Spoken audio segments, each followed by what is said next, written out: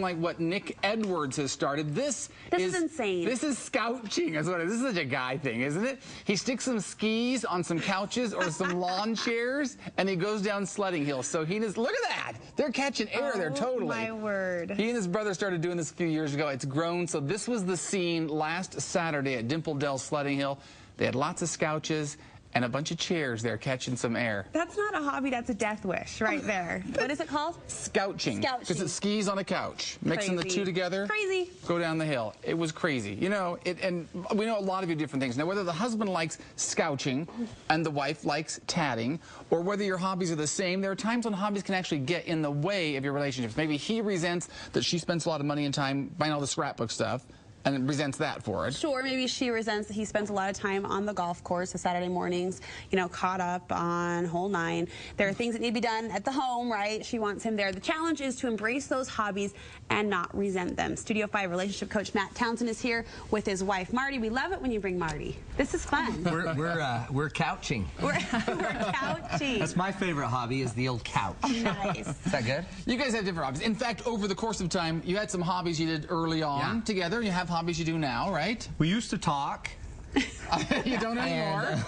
We did play tennis together. We used to play a ton of tennis. We did a lot when we first got married, but then I gained some weight. It wasn't as easy to play anymore. Then we had kids. Kids who don't like to play tennis. Do kids count as hobbies? It feels like it. Feels like more like a job full time. We got into writing. We wrote some stuff together, a book together, and we used to go out and do little firesides and activities and speeches and stuff. So that was fun. What else did we do? We had babies. We helped me go to school. We've always walked. We've together. walked. You've mentioned that a couple times. We love walking. Yeah, that walking because we're usually walking away from our family, and then it gives us the time to get together, right? And then we come back and scouch. Nice, nice. It's pretty good. You say used to. Is it easier early on in the relationship to find hobbies that are more unified and more Before together? we start bringing in all these other people with all these other agendas and all of their own hobbies, we had time for each other. In fact, right now, my biggest hobby is KSL.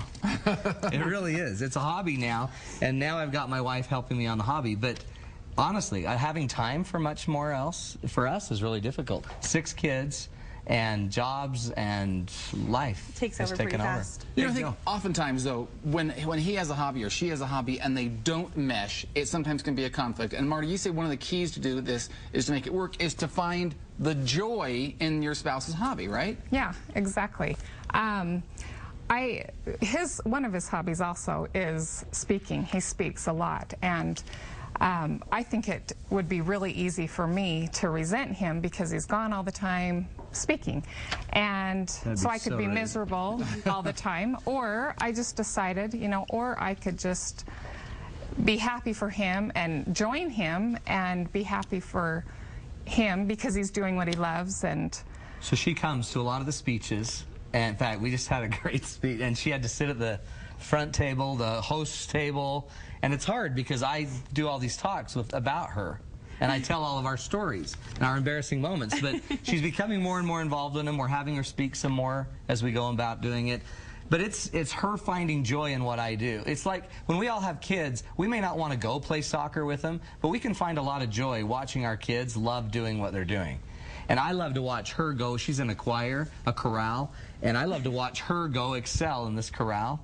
And to me, it gives me joy. So one of the keys to making these hobbies work is, instead of seeing it as a competition where you're losing your partner, find the joy in seeing your partner happy.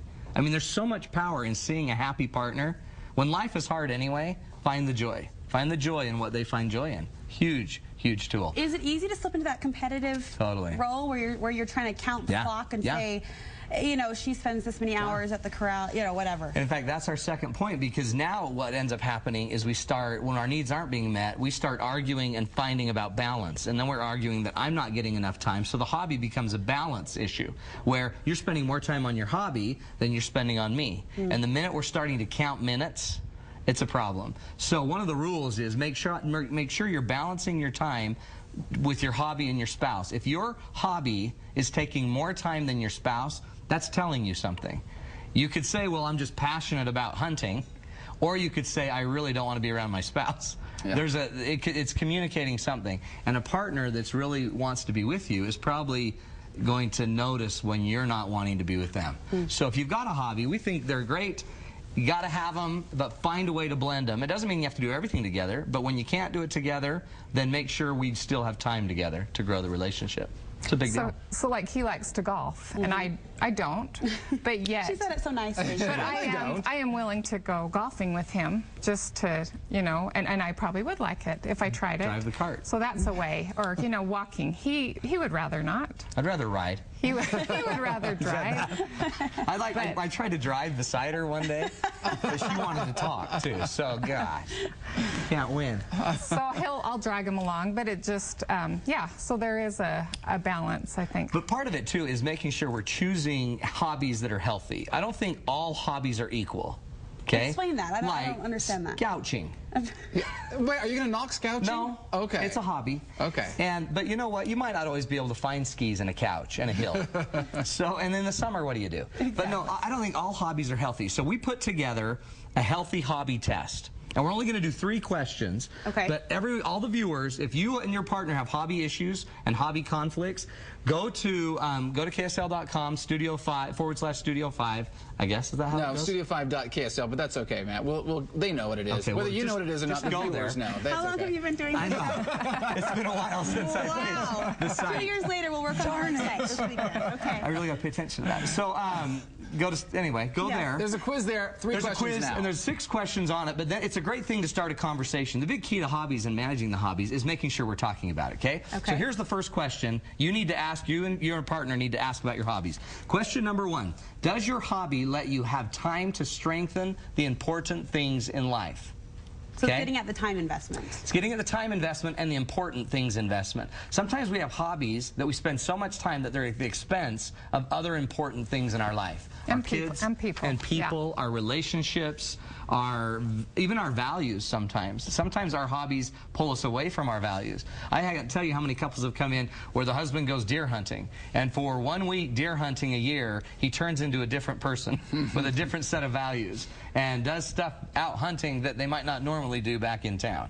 It's kind of like Vegas. What happens in the hunting backwoods stays in the hunting backwoods. So make sure that your hobby is something that gives you time to enhance relationships. That could be a tough self-check sometimes if you really enjoy it, but it might not be the right thing. The next question, does your hobby help eliminate stress and frustration? Yeah. And I like this one because my hobbies, which I sing in a choir, I walk, I read, that is what my hobbies do for me. It rejuvenates me. I feel like when I've gone to choir, it's something I'm doing for myself, and it's something that's fun for me. And, you know, I spend all day with my kids, and so it does relieve stress, and it does relieve frustration, and I feel like I can go on with my week. It's a relief. You're a better spouse. Have you ever done that where you went and did a hobby and you weren't rejuvenated and then you paid for it for the next week? Yeah. And hobbies should be enriching our lives. They should be additive and generative. They shouldn't be detracting and distracting and pulling us away from what's important. Okay. So the third question is, very simply, does your hobby help you feel like you're making a difference in the world? Is your hobby something that's more about your mission, your purpose? Some people have a hobby of just watching TV, which again, great.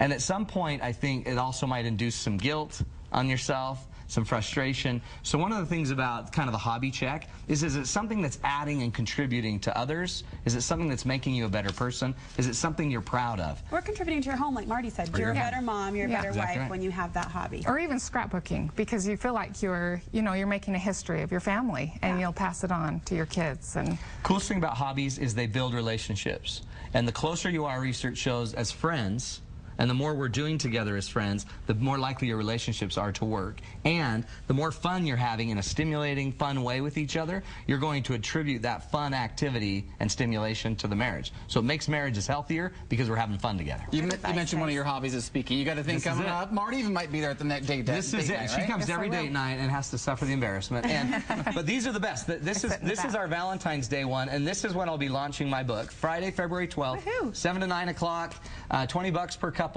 Check us out on the website or give us a call. All right. Thanks, Townsend. That was great advice. Appreciate you guys dropping in. You bet. Coming up, 4 project ideas.